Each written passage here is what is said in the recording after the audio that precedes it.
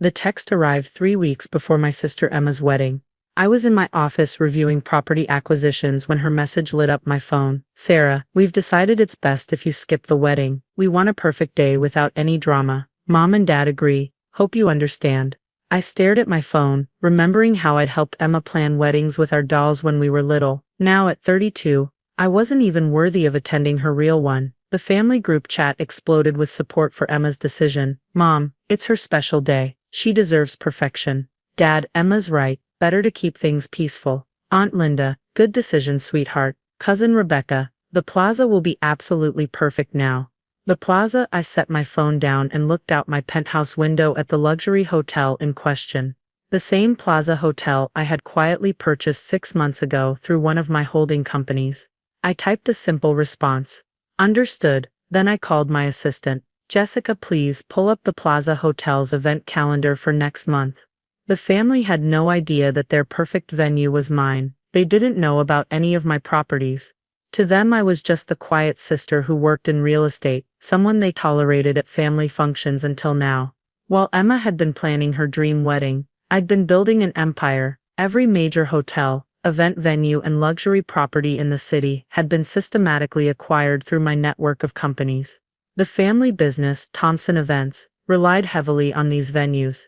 They just didn't know who really owned them. My phone buzzed again. Emma was sending photos of her final dress fitting at Elizabeth's Bridal, another property in my portfolio. The boutique's lease was up for renewal soon, I remembered. Jessica entered with the event details. Your sister's wedding has 300 guests confirmed. The plaza's grand ballroom is booked for the entire weekend. The family made all arrangements through Thompson Events, of course. I nodded, scanning the contract. And the hotel management knows what to do. Yes. They'll wait for your signal before implementing any changes. The next few weeks passed in a flurry of excited family messages about the wedding. I was systematically excluded from every conversation, every planning session, every celebration. Emma's perfect day couldn't be tainted by her imperfect sister's presence. Mom sent daily updates to the family chat about flowers, catering, and decor. Each vendor, I noted quietly, operated from properties I controlled. The caterer's trendy downtown location, the florist's elegant showroom, even the parking structures guests would use. All mine. Dad bragged about securing the entire plaza for the weekend. Only the best for my princess. No expense spared. I wondered how he'd feel knowing his contracts were with his excluded daughter. A week before the wedding, Emma sent another text. Just making sure you got the message about staying away. The plaza has strict security, so don't try anything.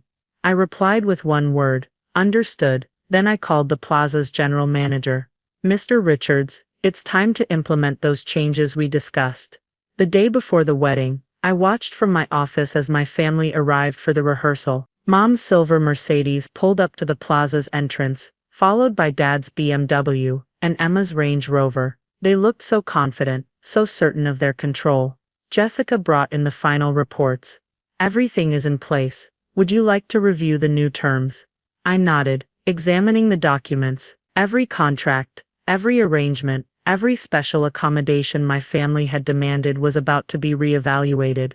The plaza's ownership was finally going to be revealed. My phone lit up with a message from the hotel manager. They're demanding to speak with the owner about tomorrow's changes. Should we proceed as planned? Yes, I replied. It's time they learned what they've lost. I watched through the security feeds as my family's perfect wedding plans began to unravel. The plaza's management was implementing new policies, requiring new contracts, and questioning every arrangement Thompson Events had made.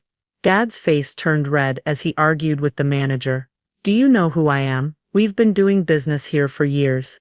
The manager remained professional. Yes, sir. That's precisely why the owner wants to speak with you personally. Mom was frantically calling their company lawyers, not realizing that their legal threats were useless against the property's true owner.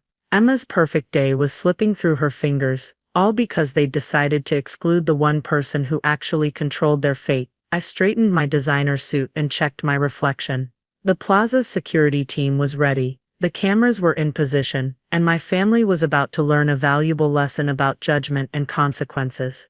Jessica appeared at my door. They're demanding to meet the owner now. Security is ready to escort you through the private entrance. I picked up my phone and sent one final message to the family chat. Be careful who you exclude. Sometimes they own everything you need. Then I headed downstairs to show my family exactly what they'd lost by demanding perfection. The plaza's private elevator opened directly into the management offices, where my family was creating a scene. Through the frosted glass, I could see Emma in her designer dress, tears threatening to ruin her perfect makeup. This is unacceptable, Dad roared. We have contracts. Mom was rapid-firing calls. Get me someone who can fix this. The wedding is tomorrow. The hotel manager remained admirably calm. As I explained, the owner is here to discuss the situation personally. I straightened my Chanel suit and pushed open the door. The room fell silent. Emma's mouth dropped open. Mom's phone slipped from her fingers. Dad's face cycled through red, white, and purple in rapid succession.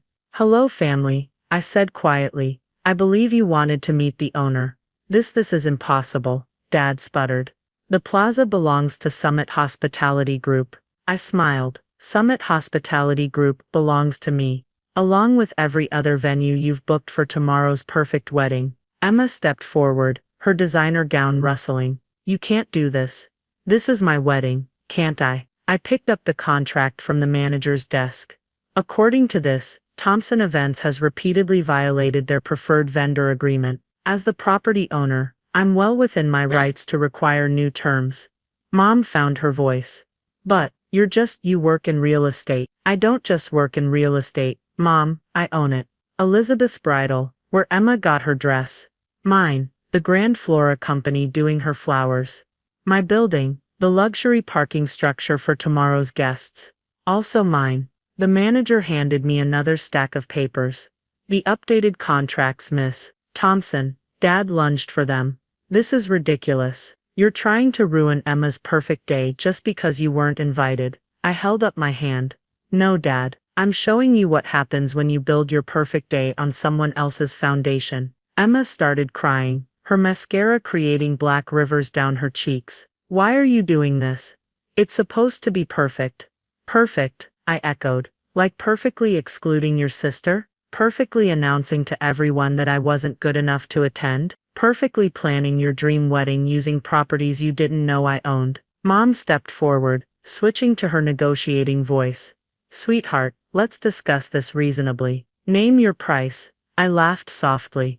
My price. You still don't get it. This isn't about money. This is about family who thought they could discard me without consequences. The manager cleared his throat. Miss Thompson, the guests will begin arriving in less than 18 hours.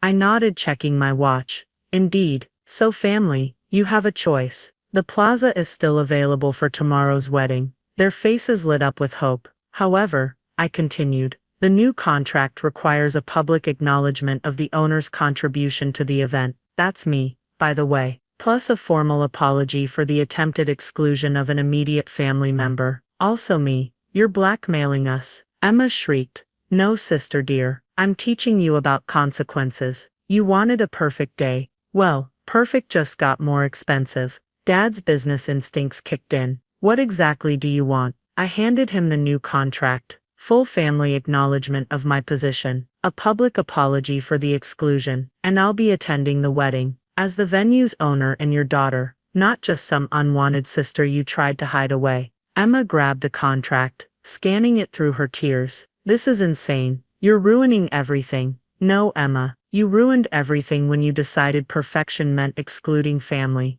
I'm just showing you what that decision cost you. Mom was already reaching for the pen. We'll sign, just don't ruin her day. I watched them all sign, one by one. The mighty Thompson family, brought low by their own perfect daughter they'd dismissed for so long. As they filed out, Emma turned back. I hope you're happy. You've completely destroyed my perfect wedding. I smiled sadly. No, Emma, I just showed you what real perfection costs. See you tomorrow, sister dear. The manager waited until they left before speaking. Shall I proceed with the original arrangements, Miss Thompson? Yes, I replied, but add my personal florist. Let's show them what a truly perfect wedding looks like. Sometimes the best revenge isn't destruction, it's forcing people to face exactly what they've thrown away. The morning of Emma's wedding dawned clear and bright. From my penthouse office across from the plaza, I watched the early preparations through both my windows and bay. Sakura's were creating magnificent arrangements that far exceeded Emma's original plans. My wedding gift, though she didn't know it yet.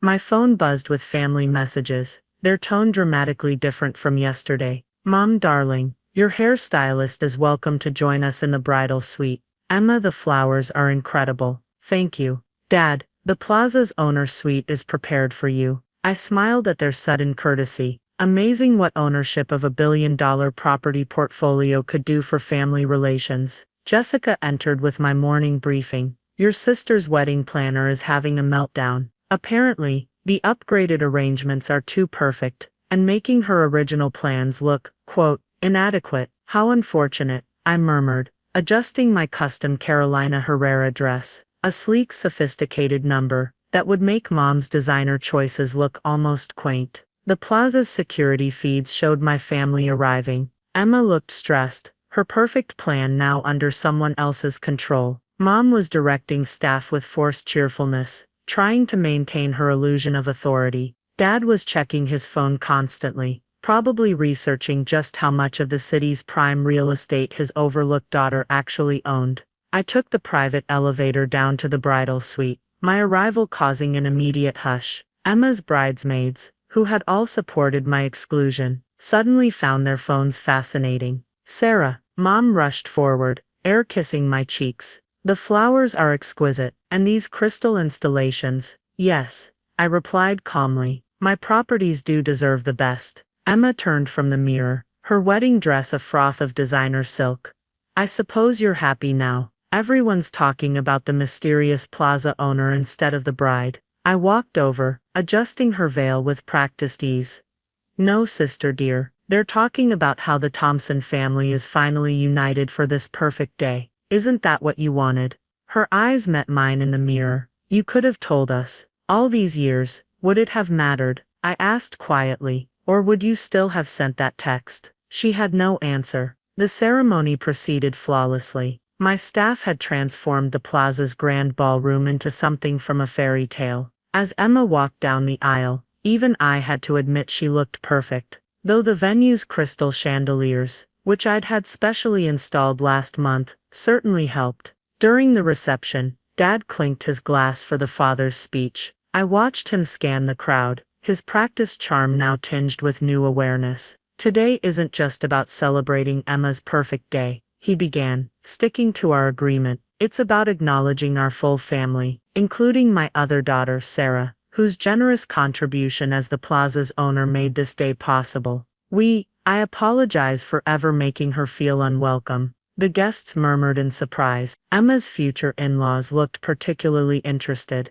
They were developing a new hotel chain, and had been trying to meet the plaza's mysterious owner for months. Mom worked the room with desperate enthusiasm, now introducing me as my brilliant daughter, the real estate mogul to anyone who would listen. The same people she'd helped exclude me from now hung on every word about my property portfolio. Emma caught up with me by the champagne fountain, a last-minute addition I'd ordered.